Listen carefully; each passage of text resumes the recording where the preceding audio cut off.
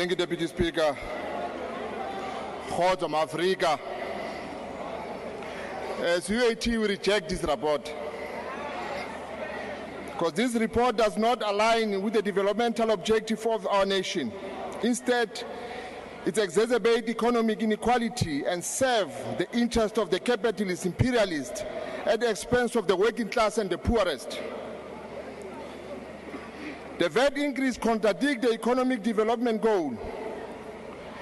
The nation's fiscal policy should be designed to stimulate inclusive economic growth, reduce inequality, and promote industrialization, particularly in a country like ours.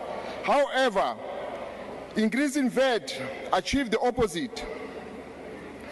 The South African National Development Plan and the African Union Agenda 2063 both emphasize the need for progressive taxation and inclusive economic policies that do not burden the lower income groups. This increase will lead to a decline in consumer spending, particularly on essential goods, a rise in food insecurity and poverty levels, increased financial strain on small businesses which rely on consumer demand. South Africa must prioritize its citizens over the Western capitalists. It is deeply problematic that the National Treasury justifies VAT increase by comparing South Africa to OECD countries.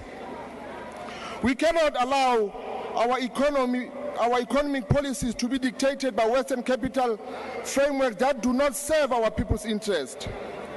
Parliament must act independently and prioritize the need of South Africans over the foreign economic pressures.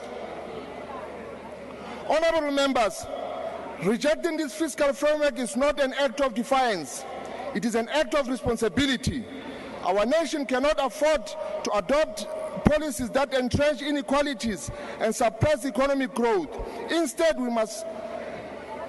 we demand a progressive taxation that ensures that welfares contribute fairly to national development, a crackdown on corporate tax evasion to recover billions lost through illicit financial flows, increase investment in local industry and infrastructure to create jobs and reduce reliance on consumer tax.